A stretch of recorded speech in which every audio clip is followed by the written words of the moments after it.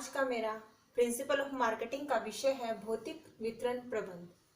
जब हमने पहले पढ़ा था निर्माता से उपभोक्ता तक माल पहुंचाने में कौन कौन से मध्यस्थों का सहारा लेना पड़ता है, आज मैं पढ़ रही हूँ निर्माता से उपभोक्ता तक जब माल पहुंचता है हम जिस भौतिक प्रक्रिया का यूज करते हैं उस भौतिक प्रक्रिया को हम भौतिक वितरण प्रबंध कहते हैं। जब हम माल भौतिक रूप से निर्माता से उत्पादक तक पहुंचता है तो उसमें बहुत सारी प्रक्रियाएं यूज होती हैं, जैसे कि सामग्री की उठाई धरी, परिवहन, भंडारण, पैकेजिंग और इन्वेंट्री प्रबंध।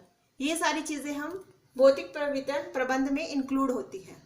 इसके बाद भौतिक वितरण प्रबंध हम करते क्यों हैं? हर एक चीज का कोई ना कोई उद्देश्य होता है। इसका उद्देश्य है, हम इसके दो उद्देश्य होते हैं। एक तो हम ज्यादा से ज्यादा कम से कम न्यूनतम लागत पर अपना करना चाहते हैं काम, और दूसरा हम अच्छे से अच्छी ग्राहक सेवा देना चाहते हैं।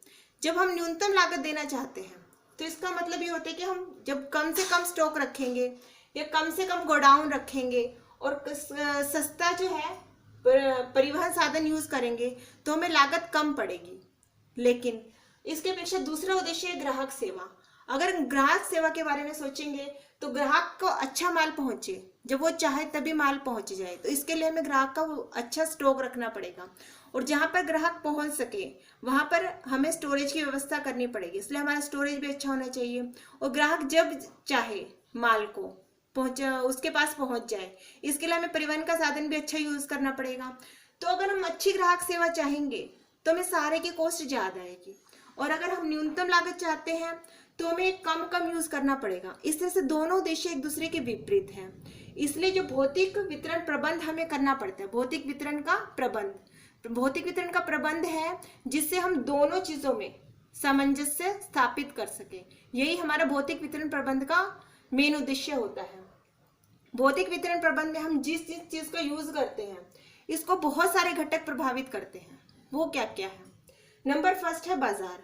अगर हम बाजार केवल सीमित एरिया तक सीमित रहना चाहते हैं, जैसे कि रायपुर है, रायपुर के अंतर्गत ही सीमित रहना चाहते हैं, या हम ना अपना माल वहां तक पहुंचाए जहां पर जनसंख्या बहुत अधिक हो एक ही एरिया में, तो हमें परिवहन का साधन, हमारी सारी कॉस्ट न्यूनतम पड़ेगी।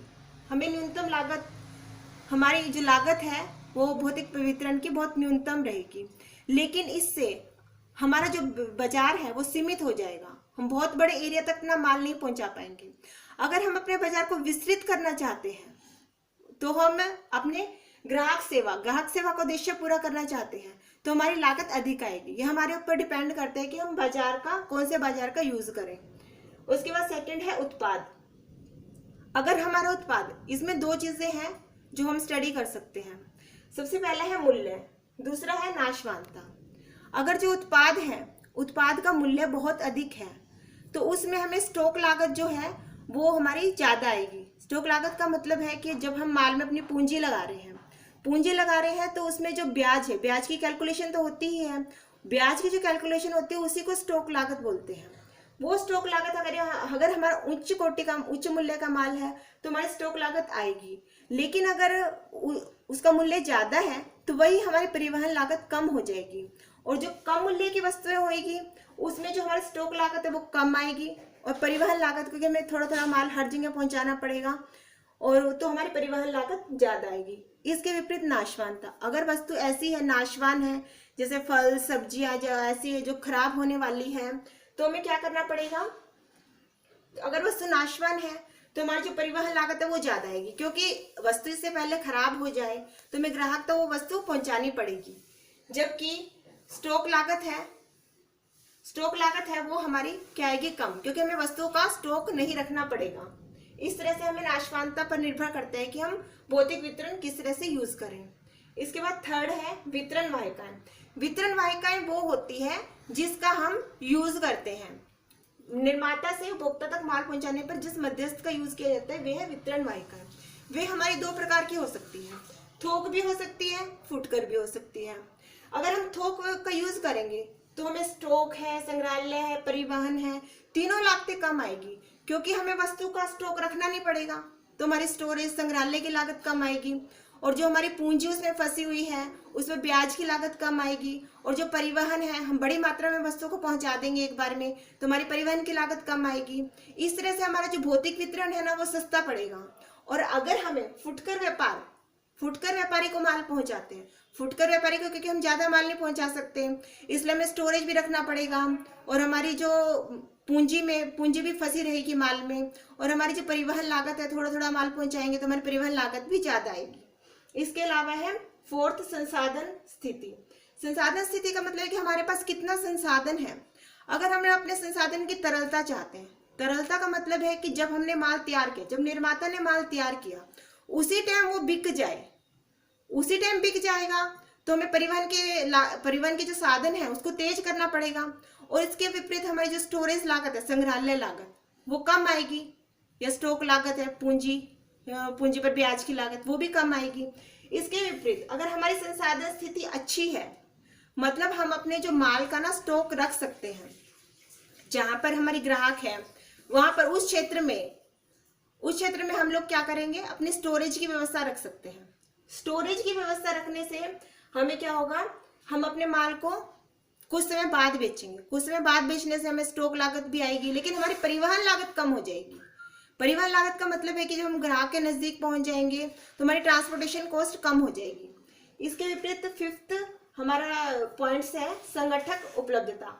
अब हमने इसके बारे में पढ़ तो लिया कि हमें इस तरह से हम यूज करेंगे, लेकिन हमारे पास ये साधन किस तरह से मौजूद है, क्योंकि जो चीज हमारे पास है ही नहीं, हम उसका यूज कैसे कर सकते हैं। अब हमें परिवहन का साधन है, हमें मान लो रेल सस्ता मिल रहा है, रेल का साधन हमें सस्ता पड़ रहा है, लेकिन हमारे पास रेल का साधन मौजूद ही नहीं है, तो हम उसे कैसे यूज करेंगे, हमें उसे जल मार्ग से पहुंचाना पड़ेगा या वायु मार्ग से पहुंचाना पड़ेगा। इस तरह से हम जो साधन उपलब्ध है उसी का यूज कर सकते हैं। अब जैसे पैकेजिंग है, भंडारण है, अब ग्राहक जहां पर है वहां पर हम संग्रहालय खोल ही नहीं सकते, हमारे पास सुविधा ही नहीं है, हमें किसी दूर डिस्टेंस पे खोलना पड़ेगा, तो हमारी स्टोरेज कॉस्ट नेचुरली बढ़ेगी, या ट्रांसपोर्टेशन कॉस्ट है।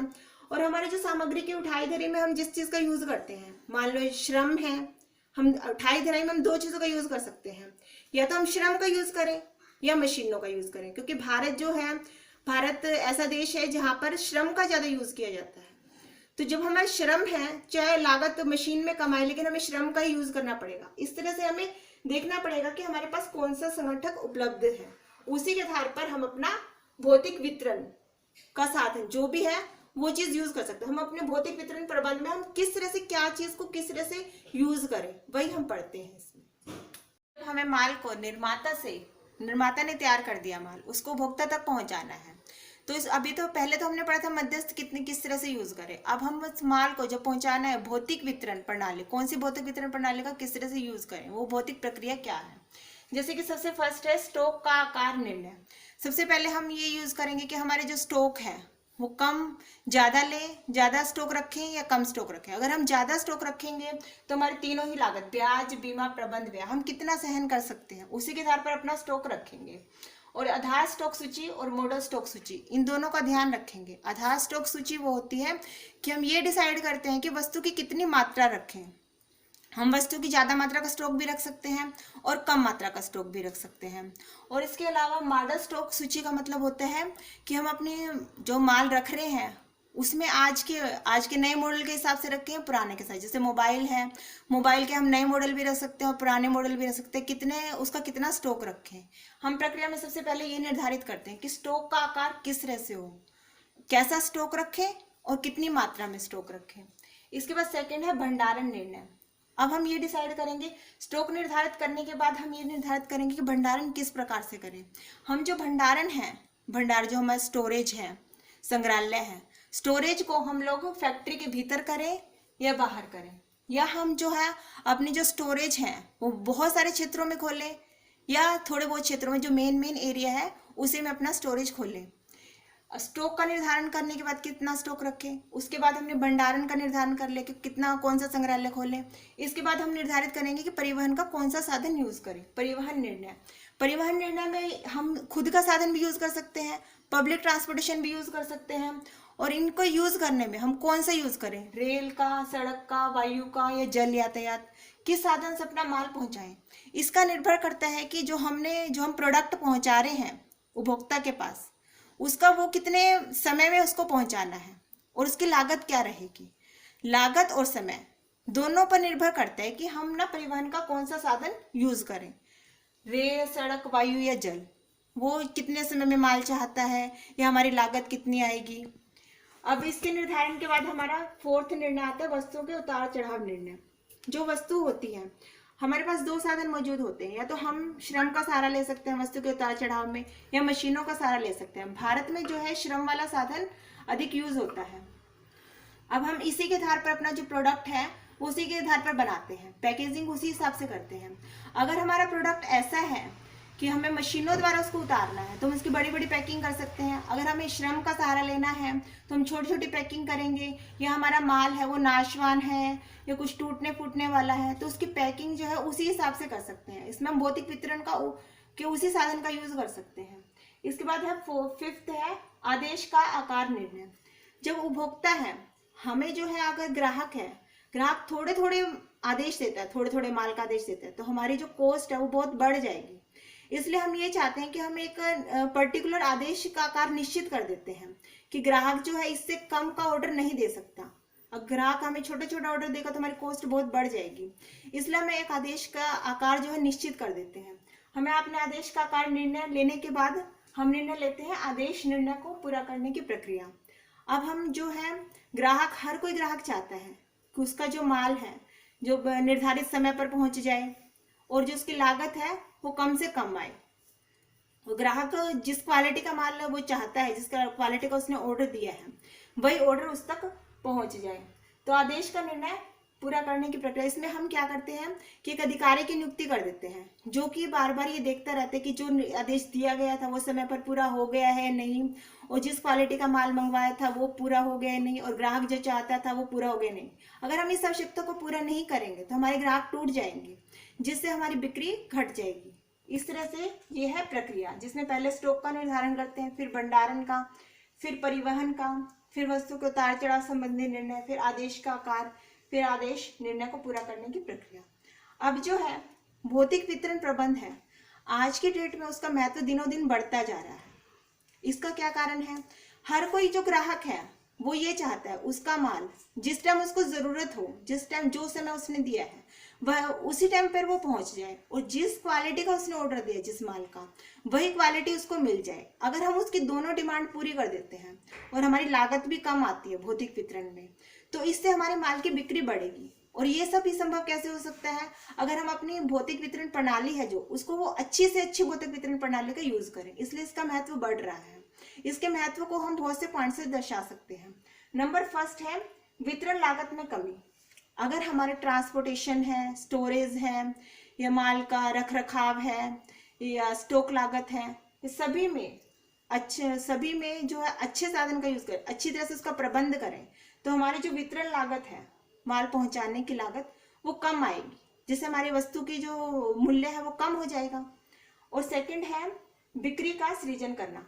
जब हमारी लागत कम होगी, भौतिक वितरण में क्या होता है, ग्राहक को जो माल चाहिए वो उसको उसी टाइम पे मिल जाता है, और क्या है उसको ना जिस क्वालिटी का उसने ऑर्डर दिया था वही मिल जाता है भौतिक वितरण प्रणाली से। इससे जब हमारा ग्राहक संतुष्ट हो जाता है, वो किसी और विक्रेता के पास नहीं जाना चाहता। इससे हमारी जो ग्राहक की संख्या वो बढ़ती है और जिससे बिक्री हमारी बढ़ जाती है। थर्ड है उत्पादन व उपभोग में समायोजन करना। अब जो कई बार मौसमी माल होता है जो केवल मौसम में ही बनता है, अब वो जो बिकता सारे साल है, तो हमें उसके स्टोरेज करना पड़ता है। अगर हम उसकी अच्छी वितरण प्रणाली मतलब अच्छे स्टोरेज का यूज करेंगे तो हम उत्पादन उपभोग दोनों में समायोजन कर सकते हैं। जब उसकी मांग हो तब उस प्रोडक्ट को मार्केट में उतार सकते हैं, और जब उसकी पूर्ति ज्यादा हो तब हम उसको स्टोर कर सकते हैं। अपनी कम से कम लागत करने का कोशिश करते हैं हम लोग अच्छी भौतिक वितरण प्रणाली से। इसके बाद फोर्थ है उत्पादन नियोजन में सहायक। उत्पादन नियोजन क्या होता है? हम जो नियोजन करते हैं उत्पाद का नियोजन, हम ये सोचते हैं हम कितने आकार की वस्तु, कितने वजन की वस्तु और क्या पैकिंग की जाए। ये तीनों बातें किस पर निर्भर करती है? हमारी भौतिक वितरण प्रणाली। हम कौन सी भौतिक वितरण प्रणाली का यूज कर रहे हैं, हम कौन सा ट्रांसपोर्टेशन यूज कर रहे हैं, हम कौन सा स्टोरेज कर रहे हैं, हमारे माल के उतार चढ़ाव जो है वो किस ढंग से होगी, श्रम द्वारा होगी, मशीनों द्वारा होगी, उसी के आधार पर हम यूज करते हैं। जैसे कि हमारे में अगर श्रम का सहारा लेना पड़ेगा तो हमें छोटी छोटी पैकिंग करनी पड़ेगी। अगर हम मशीनों द्वारा माल उतार सकते हैं तो हम बड़ी पैकिंग भी कर सकते हैं। इस प्रकार उत्पादन नियोजन में जो हमारी भौतिक वितरण प्रणाली है वो बहुत अधिक लाभदायक रहती है। इसके बाद फिफ्थ है वितरण मार्ग का निर्धारण। वितरण मार्ग का ये होता है कि हम अपना जो माल है, हमारे पास बहुत सारे मार्ग हैं, हमारे पास थोक व्यापार भी है और फुटकर व्यापारी भी है। हमारे पास जो वितरण का जो हमारे पास ट्रांसपोर्टेशन स्टोरेज क्या कितना उपलब्ध है, अब अगर हमारे पास स्टोरेज के साधन उपलब्ध है, ट्रांसपोर्टेशन उपलब्ध है, तो फुटकर व्यापारी की सहायता से अपना माल बेच सकते हैं। और यदि हमारे पास ज्यादा उपलब्ध नहीं है ट्रांसपोर्टेशन के साधन, तो हम थोक व्यापारी का यूज करेंगे। इस तरह से हम अपने मार्ग का चयन भी हम अपनी भौतिक वितरण अच्छी भौतिक वितरण प्रणाली पर ही डिपेंड करता है।